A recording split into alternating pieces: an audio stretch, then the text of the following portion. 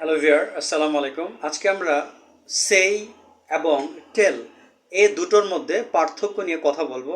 সে মানে বলা, টেল মানেও বলা, বাট দুটোর মধ্যে একটু পার্থক্য আছে। এই বিষয়ে আমি ব্যাখ্যা করব। সঙ্গে আছে আমি প্রভাষক রতন আহমেদ।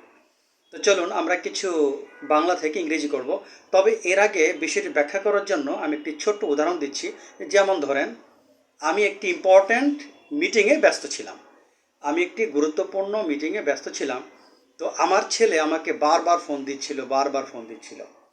তো আমি ফোনটি ধরিনি। আমার মিটিং শেষ, আমি মিটিং থেকে বের হলাম। তো আমি তাকে অনেকটা শাসানোর জন্য, বলা যায় অনেকটা ধমকানোর মতো, এই টাইপের কোনো কিছুর মতো, তখন আমি তাকে বললাম, I told my son that I was busy. আমি আমার ছেলেকে বললাম আমি ব্যস্ত ছিলাম। তার মানে এখানে আমার ছেলেকে জোর দিয়ে বলা হচ্ছে, যেহেতু সে আমাকে বিরক্ত করছিল, সে আমাকে বারবার ফোন দিয়ে বিরক্ত করছিল, এর জন্য তাকে জোর দেওয়া হয়েছে। তার মানে সে যেন নেক্সট এরকম মানে বারবার ফোন না দেয়। যদি আমি ফোন না ধরি, বুঝতে হবে আমি কোথাও না কোথাও একটি ইম্পর্ট্যান্ট কাজে ব্যস্ত আছি। জাস্ট তাকে এটা বোঝানোর জন্য, তাকে শাসানোর জন্য, I told him that I was busy. তাহলে এখানে টেল বা টোল্ড হবে টেন্সের উপর ভিত্তি করে। জাস্ট তাকে শাসানো বা তাকে জোর দিয়ে বোঝানো, যে যেন সে বুঝে যে আমি ইম্পর্ট্যান্ট কাজে ব্যস্ত ছিলাম। তাহলে I told my son that I was busy. তখন ছেলে বুঝে নিবে, হ্যাঁ, বাবা গুরুত্বপূর্ণ কাজে ব্যস্ত থাকলে আমার বারবার ফোন দেওয়া ঠিক হবে না। তাহলে যাকে গুরুত্ব দিয়ে বলা হবে তার ক্ষেত্রে আমরা টেল বা টোল্ড ব্যবহার করব। যেমন ধরেন, আমার স্টুডেন্ট আমাকে বারবার ফোন দিচ্ছিল, আমি ক্লাসে ব্যস্ত ছিলাম, সো আমি ফোনটা ধরিনি। ক্লাস শেষ হলো, আমি ক্লাস থেকে বের হলাম, তখন আমি আমার ছাত্রকে বললাম আমি ব্যস্ত ছিলাম। তাহলে I told my student that I was busy. তার মানে আমি ছাত্রকে একটু শাসালাম, যেন সে বুঝে যে টিচার যখন ব্যস্ত থাকেন তখন বারবার ফোন দেওয়াটা ঠিক না। আচ্ছা, এখন সেটা কখন হবে? ঠিক তার উল্টো।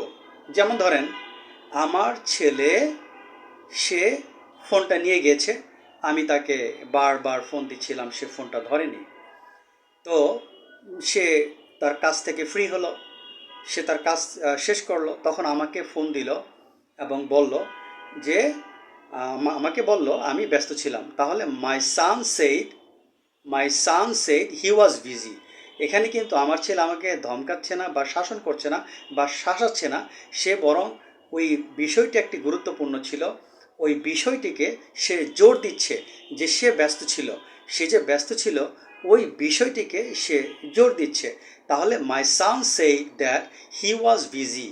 তার মানে আমার ছেলে কিন্তু এখানে আমাকে শাসাচ্ছে না, আমাকে জোর দিচ্ছে না, সে ঘটনাকে জোর দিচ্ছে। তাহলে my son said he was busy. আচ্ছা, একইভাবে আমি আমার স্টুডেন্টকে বারবার ফোন দিচ্ছিলাম, সে ফোন ধরেনি। তো যাই হোক, সে একটা কোনো কাজে হয়তো বিজি ছিল, তার কাজ শেষ। তো কাজ শেষ হলে সে এখন আমাকে ফোন দিল। তাহলে মাই স্টুডেন্ট ফোন দিয়ে আমাকে বলল, হ্যাঁ, যে আমার ছাত্র বলল আমি ব্যস্ত ছিলাম।